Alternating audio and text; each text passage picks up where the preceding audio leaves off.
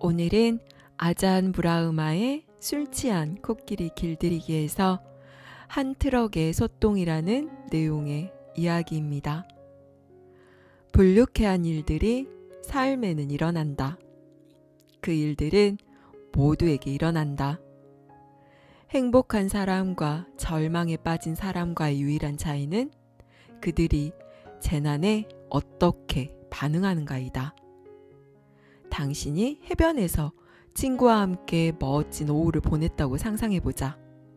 집으로 돌아왔을 때 당신은 한 트럭 분량의 소똥이 당신 집 현관문 바로 앞에 쏟아부어져 있는 것을 발견한다. 이 한 트럭 분량의 소똥에 대해 알아야 할 세 가지 것이 있다.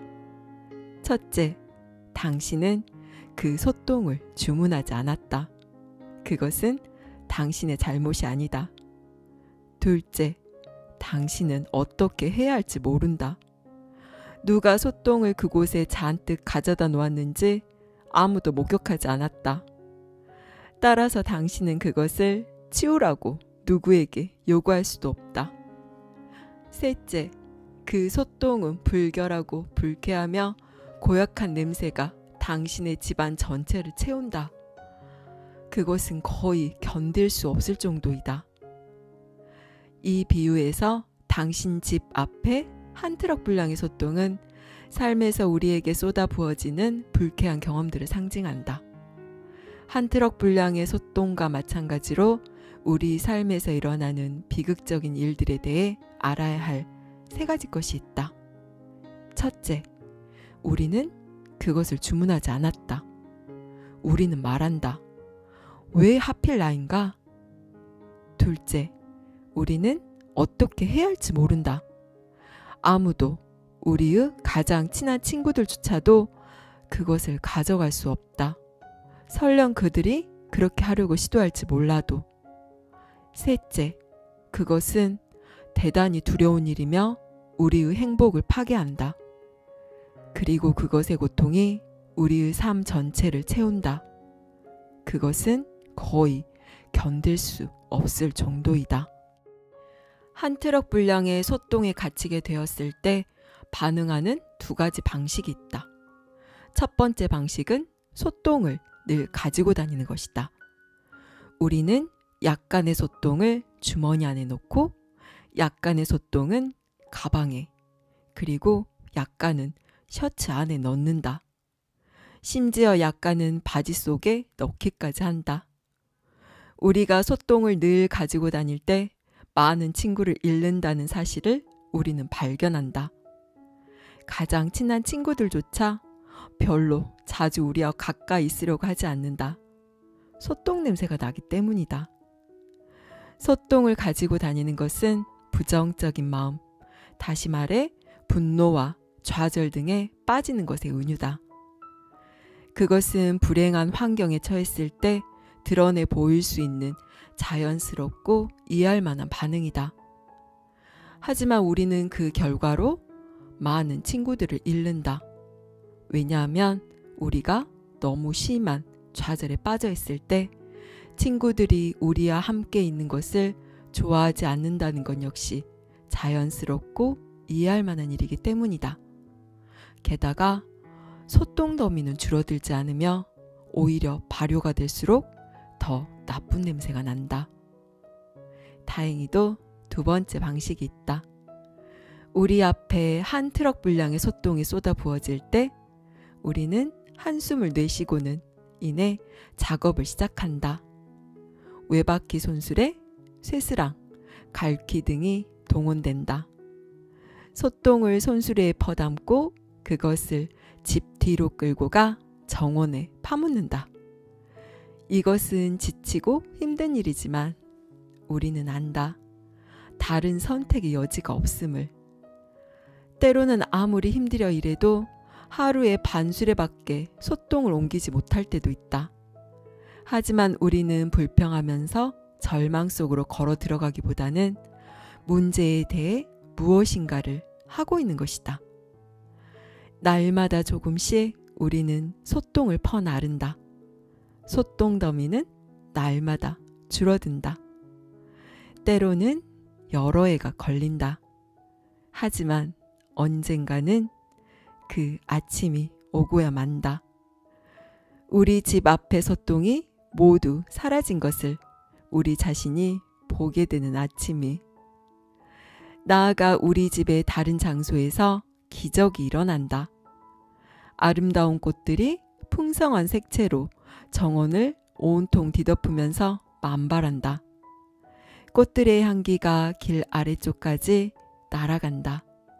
따라서 이웃들과 지나가는 행인들조차도 기쁨 속에 미소 짓는다.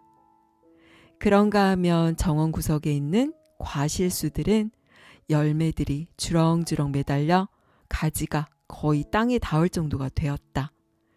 그 열매들은 달디 달다. 그런 맛을 가진 열매들은 어디서도 살 수 없다. 수확한 열매가 너무 많기 때문에 우리는 그것을 이웃과 나눌 수 있다. 지나가는 사람들도 그 기적의 맛 좋은 열매를 얻을 수 있다. 소똥을 퍼 나르는 것은 그 비극들을 삶을 위한 걸음으로 환영해 맞아들이는 것에 비유다. 그것은 우리가 혼자 해야만 하는 일이다. 여기서는 아무도 우리를 도울 수 없다. 하지만 그것을 우리 가슴의 정원으로 날마다 퍼 나름으로써 고통의 더미는 점점 줄어든다. 그것은 여러 해가 걸릴지도 모른다. 하지만 그 아침은 오고야 만다. 우리가 더 이상 우리의 삶 속에서 고통을 발견할 수 없는 아침이. 그리고 우리 가슴 속에서 하나의 기적이 일어난다. 친절의 꽃들이 만발한다. 그리고 그 향기가 우리의 길 아래쪽으로, 이웃에게로, 친구와 심지어 우연히 지나가는 사람에게로 날아간다. 그런가 하면 삶의 본질에 대한 통찰력의 열매가 가득 매달린 구석에 서 있는 지혜의 나무가 우리를 향해 구부러진다. 우리는 그 맛 좋은 열매들을 전혀 아무런 계획 없이도 지나가는 행인과도 무료로 나눈다. 우리가 비극적인 고통을 겪고 그것이 가져다준 교훈을 배웠을 때, 그리고 그것으로 우리의 정원을 가꾸었을 때, 그때 우리는 깊은 비극 속에 있는 다른 사람을 우리의 팔로 껴안을 수 있다. 그리고 부드럽게 말할 수 있다. 그래요, 나도 다 압니다. 그들은 우리가 진심으로 이해한다는 것을 깨닫는다. 자비가 시작된다. 우리는 그들에게 외박귀 손수레와 쇠스랑과 갈퀴를, 그리고 끝없는 격려를 보여준다. 만일 우리가 아직 우리 자신의 정원을 가꾸지 않았다면 이것은 불가능한 일이다. 나는 그동안 명상 수행을 오래 하고 내면이 평화로우며 안정되고 역경 속에서도 차분함을 유지하는 많은 수행승들을 알아왔다. 하지만 불과 몇 사람만이 위대한 스승이 되었다. 나는 종종 그 이유가 궁금했다. 이제 나는 안다. 비교적 평탄한 삶을 살아왔으며 퍼나를 소똥이 많지 않았던 그 수행승들은 위대한 스승이 될 수 없었다.